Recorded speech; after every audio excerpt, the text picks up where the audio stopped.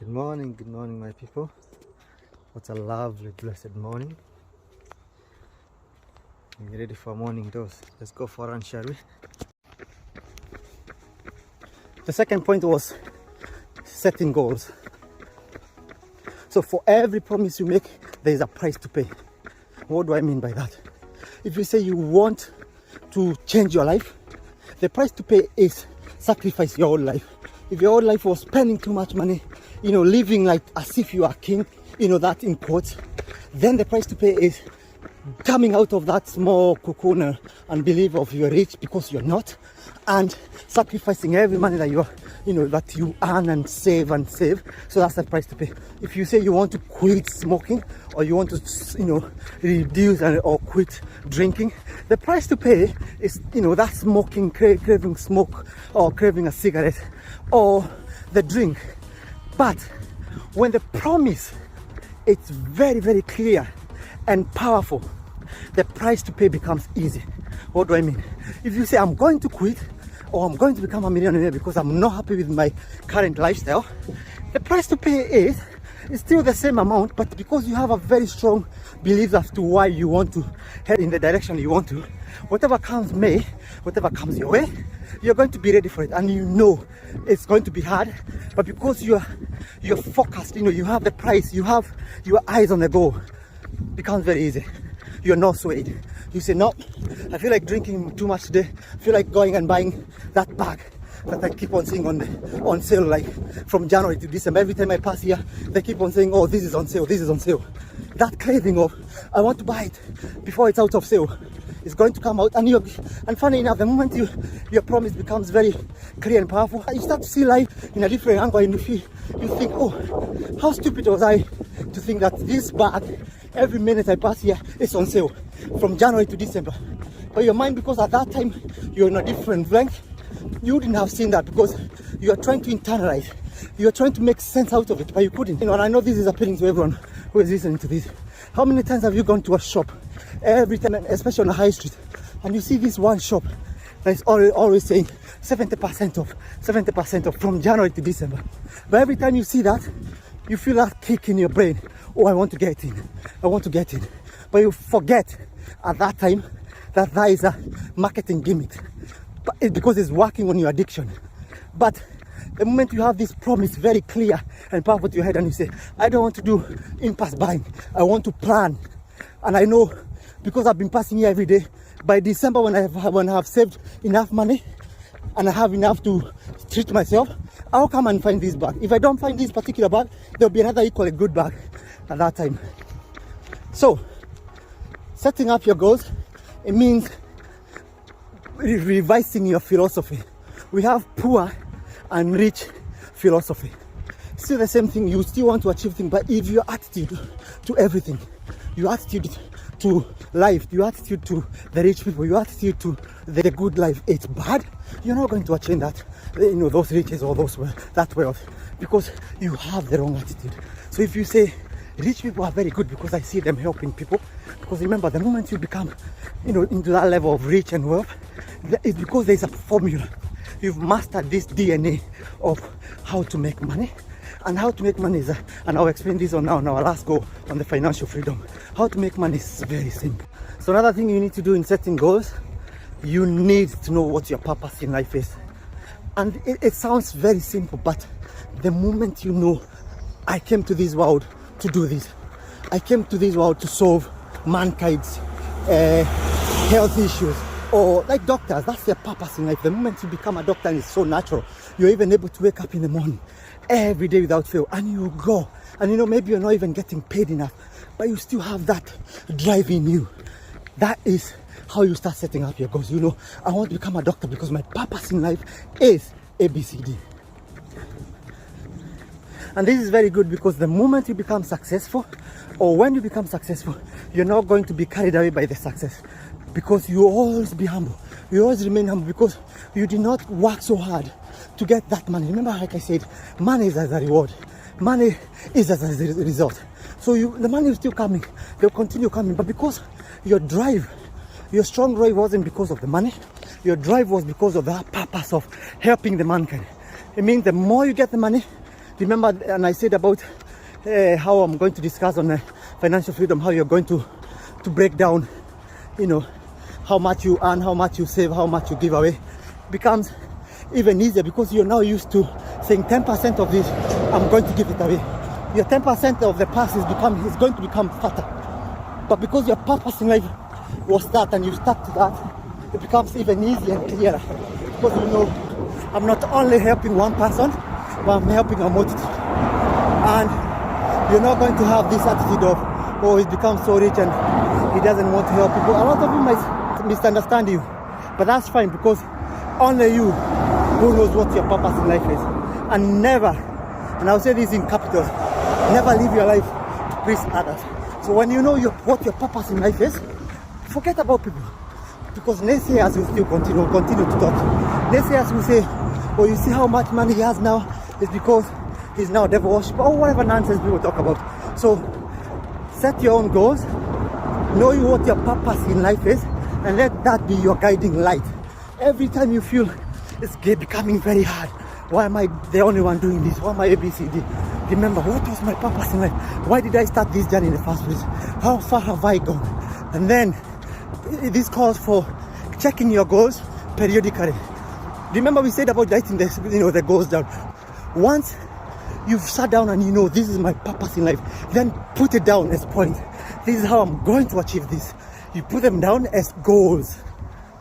Put it down, achievable goals, attainable goals, but then don't settle for less.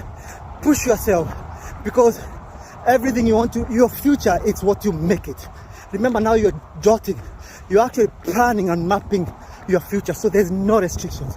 If you feel like your future, you're going to become the president or you're going to become very good in whatever you do, start planning that future and start from today when you set those goals, acting like one. Because a lot of people say, I want to go in the religious route, or, you know, I'm just giving a simple example, but their values, the way they live, they don't live in those virtues of being religious and being a role model. So set the goals and start living by those virtues.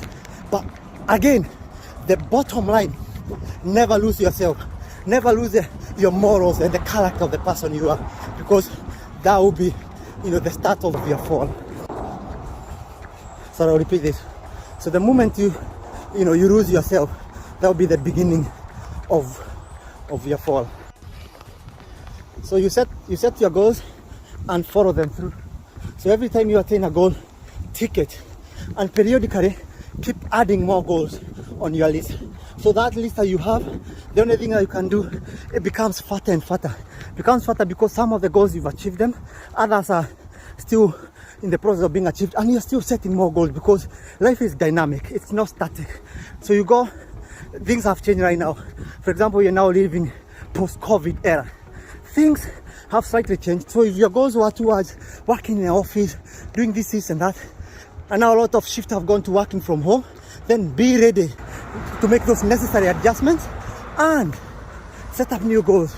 How am I going to achieve these new dynamics? You continue ticking these goals. Once you write the goals down, don't be so fixated on ticking a goal in the same sequence. Some of them might be achieved very quick, others might still be a work in progress, but that's fine. As long as you know periodically, this is my bucket list. Even goals of saying these are the places I want to visit.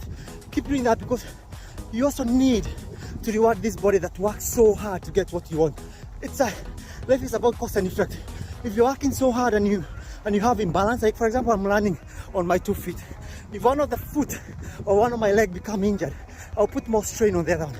But you don't want that. You want to keep your life at that equilibrium, whereby you're working so hard, but you're also playing hard. That's the key word. And people say, work hard, play hard. Because you're working hard, you're investing this money, but because you had some money saved for treating yourself, you are using that money to go and treat this soul, to go and treat your body, so that you have enough energy to go and continue to this quest of what you want to achieve. So lastly is about attaining your financial freedom. This is the ability to live off your passive income, the ability to live without having to work. Those small slaves, I call them slaves, money is a slave. They work for you. They keep working for you. So the way you attain your financial freedom is understanding your living expenses and making sure your passive income is giving you twice the amount of your living expenses. So if your living expenses, and that includes all your budgets, all your outings every month. If your living expenses is $1,000, let me just use dollars because that's the national currency.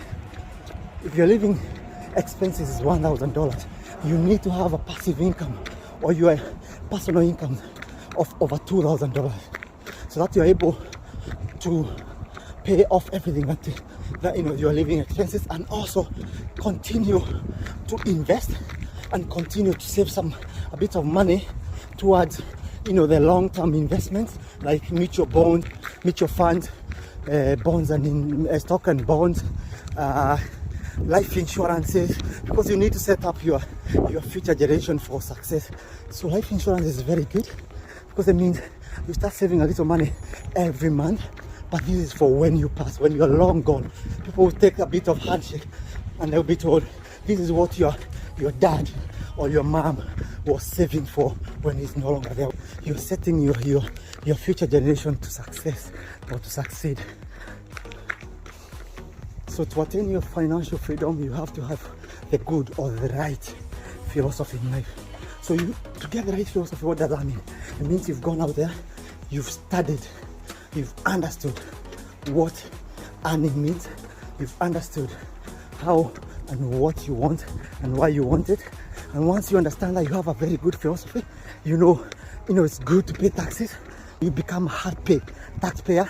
Of course, you need to find the best accountant for that, so that you are happy to say, I'm paying this money because it helps the community. This is the money that goes towards ABCD. So become happy, not because you like to do it, but because you know the ethics of doing it. You know why you're paying taxes. So that is how you start having the good or the right philosophy. And once you have that, keep asking yourself, why did I embark on this journey? Never lose focus. Why did I start ABCD? So that once you attain whatever you wanted, you always remain true to yourself. And then, like I said, you need to have the right investment plan. You need to have the right DNA of making money. And this means do not spend over 70% of what you earn. So whatever you earn, if you're earning $1,000, let's go for dollars. If you're earning $1,000, make sure 700, you cannot have any expenses that is more than 700. And if you are, make sure you're earning more to cover those expenses. So that's the 70%. The 10% of that goes towards the charitable event, goes towards giving back to community, because you also need to be useful. You also need to be useful in the society. It's not just about take. What do you give? What do you contribute to the society? Because the more you contribute to the society, the more nature will give you back. Because the more you can give to the good cause, the more the nature will say, I'm going to give you more, so that you can give to more causes. That is very good. Then the other 10% is it's your personal, you put into a quick savings, whereby you can invest this money. The best way to compound your interest is become a good lender. So if you can start lending people money, or not, those are high risk, high reward schemes. For example, someone comes to you and say, oh, I'm in need of 500 shillings or whatever. You give them at an interest. Those are long term, high interest goals. Go for those. And also the other 10%, I'm just putting them in a bigger blanket. The other 10%, you have to invest that to long-term plans. For example, like I said, mutual funds, stocks and bonds, life insurances. Something that you give someone money, they'll go and invest, they give you a guarantee. So yes, it gives you a very small interest, but over a long term, this is going to become it's going to make you rich, because it's called the power of compounding interest. So if you invest 10,000 today, and then after however long, maybe 6 months maturity, the interest comes back and it's reinvested again. You keep doing that and you don't touch the money. The only thing you do is actually to add on that. It becomes a bigger pot. And at the end of the day, after however many long, after maybe 20 or even 30 years, that money would have invested out of money and it would have saved you a lot. The next one is you need to teach your kids very early in life how to save. You give them a chore. You tell them, you know, I want us to wash the car today. Once you wash the car, I'll pay you this $1. Once you give them the $1, teach them that they don't have to spend the whole $1 on buying ice cream. They will ask you why. You tell them, I'll come and I'll show you why. You take them in the car and take them to, you know, the have-nots. And I'm not saying this in a bad way, because you need to teach them. Kids learn by seeing.